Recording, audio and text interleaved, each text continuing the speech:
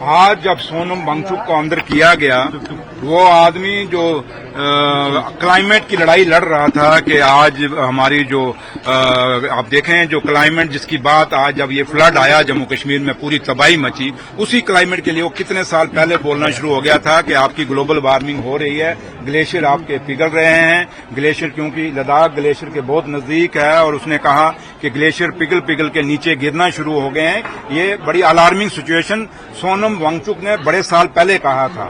اور دوسری بات کہ آپ جب لداخ کے لوگوں کو آج اتنے سال ہو گئے، جب جموں 2019 سے لے کے آج تک 2025 تک جیسے آپ نے جموں کشمیر کو لارا لگایا ہوا ہے، یہ لاروں لپوں سے سرکاریں نہیں چلتی۔ آپ نے اگر ایک وعدہ کیا تھا وہاں کے لوگوں کو، جو بھی وعدہ کیا تھا وہ آپ کو پتا ہوگا، دلی کی سرکار کو پتا ہوگا کہ انہوں نے کیا وعدہ کیا تھا لداخ اور کرگل کے لوگوں کو، اور جو وعدہ آپ نے کیا تھا آج تک وہ پورا کیوں نہیں کیا؟ اگر آپ نے ان کو ایک ایشورنس دیا تھا وہ ایشورنس فلفل کیوں نہیں کیا؟ سیم سچویشن جموں کشمیر کی ہے کہ ہندوستان کی پارلیمنٹ میں سے جو ہندوستان کے پردھان منتری صاحب نے اور ہندوستان کے ہوم منسٹر صاحب نے وہاں پہ کہا تھا کہ ڈیلیمیٹیشن پہلے کرائیں گے، ڈیلیمیٹیشن کے بعد جموں کشمیر میں الیکشن کرائیں گے، اور الیکشن جیسے ہی ہو جائے گا ہم اسٹیٹ کا درجہ دیں گے۔ آج 1 سال ہونے والا ہے سرکار کو بنے ہوئے، ابھی تک اسٹیٹ کا درجہ نہیں دیا۔ یہ کیا ہے؟ آپ کب تک لوگوں کو دبا کے رکھیں گے؟ کب تک لوگوں کو جیلوں میں ڈالیں گے؟ کیا سوچتے ہیں کہ سونم وانگچک کو جیل میں ڈالنے سے کیا وہ لداخ کی بات ختم ہو جائے گی؟ ہم نہیں کہتے کہ لداخ کے لوگوں نے جو وہاں قانون کو اپنے ہاتھ میں لیا وہ غلط بات ہے، وہ نہیں لینا چاہیے تھا، لیکن ایک انریسٹ تو ان لوگوں میں تھا، ایک غصہ تو ان لوگوں میں تھا، اس غصے کو ختم کرنے کی ضرورت تھی۔ جب دیش کی آزادی 1947 میں پائی گئی انگریزوں سے، کیوں لوگ لڑے، کیوں لوگوں نے قربانیاں دی تھی؟ اس ہندوستان کی پارلیمنٹ کو بنانے کے لیے کیوں اپنی جانیں قربان، بھگت سنگھ، راجگرو، سکھدیو جیسے نوجوانوں نے 23 سال عمر میں اپنی جانیں قربان کر دی؟ کس لیے کی تھی؟ ان کو ایک غصہ تھا انگریزوں کے خلاف کہ بھائی ہمارے کام نہیں ہو رہے، ہماری سنوائی نہیں ہو رہی۔ تو اس لیے میں آپ سے یہ کہوں گا کہ آج ہندوستان کی سرکار کا بہت بڑا فرض ہے کہ دیش میں، کیونکہ سب سے بڑی بات ہے کہ ہمارا جموں کشمیر کا اسٹیٹ کے درجے کے ساتھ ساتھ نوجوان روزگار کے لیے گاؤں گاؤں بھٹک رہا ہے، شہر شہر بھٹک رہا ہے، آپ کے دروازوں تک بھٹک رہا ہے، اور آپ لوگوں کے چینلوں میں بھی وہ لوگ آتے ہیں، وہ کہتے ہیں جی ہمیں چھوٹا موٹا کوئی ہم پین ہی رکھ لو، تو لیکن آپ لوگ بھی کہاں سے رکھو گے؟ اس لیے آج آپ دیکھیں تو کووڈ کے بعد جو پرائیویٹ بزنس ہے، چاہے مال تھے، چاہے وہ دکانیں تھی، چاہے وہ انڈسٹری تھی، ہر جگہ ملازم کی کرٹیلمنٹ ہوئی ہے۔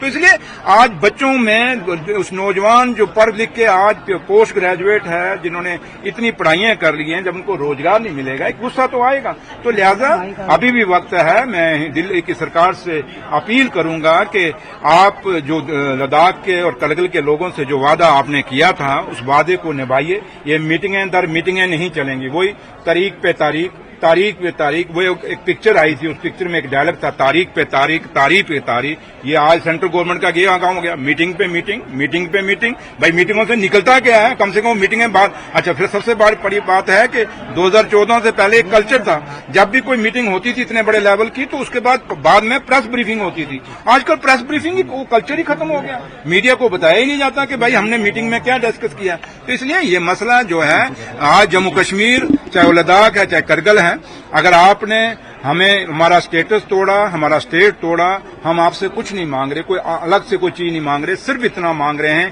کہ جموں کشمیر کو آپ اسٹیٹ کا درجہ بحال کریے۔ یہ یوٹی نہیں چلے گی، لیکن بدقسمتی اچھا پھر دیکھیے ایک بہت بڑا مسئلہ ہمارے سامنے، ابھی ڈیلی ویجر پکے ہی نہیں ہوئے تھے، ادھر سے ایل جی صاحب بھی ڈیلی ویجر ہو گئے، ابھی تک ان کا آرڈر نہیں ہو رہا۔ اب ایل جی صاحب کا کہیں آرڈر بھی تو ہونا چاہیے نا، ایل جی صاحب کا بنا آرڈر کے ہی چل رہے ہیں، اور وہ آرڈر بھی نکال رہے ہیں ٹرانسفر۔ ہم یہ جانتے ہیں کہ ایک بندہ جب ریٹائرمنٹ کو 1 مہینہ رہ جاتا تھا کبھی کوئی آرڈر نہیں، آپ لوگوں کو اب سینئر جرنلسٹ ہیں آپ کو پتا ہوگا، وہ آفیسر پھر آرڈر نہیں نکال سکتا تھا، تو ایل جی صاحب کا پرماننٹ آرڈر ہی نہیں بھی ہوا تو وہ ٹرانسفر کر رہے ہیں، آرڈروں پہ آرڈر کر رہے ہیں۔ اب یا تو میں دہلی والوں کو کہوں گا ایل جی صاحب کا ریگولائز کرو، جیسے ہم نے ڈیلی ویجروں کو ریگولائز کرنا ہے ایسے ایل جی صاحب کو بھی ریگولائز کرو، کم سے کم ہمیں پتا چلے ایل جی صاحب پکے ہیں یا کچے ہیں۔ Thank you.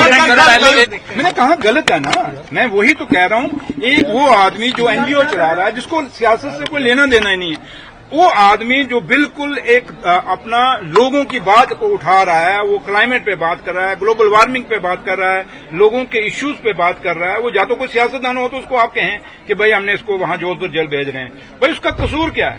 آگ جس نے لگائی آپ اس کو پکڑو نا، جس نے وہاں جلایا، جس نے افراتفری مچائی اس کو پکڑو، اس کا کیا قصور ہے؟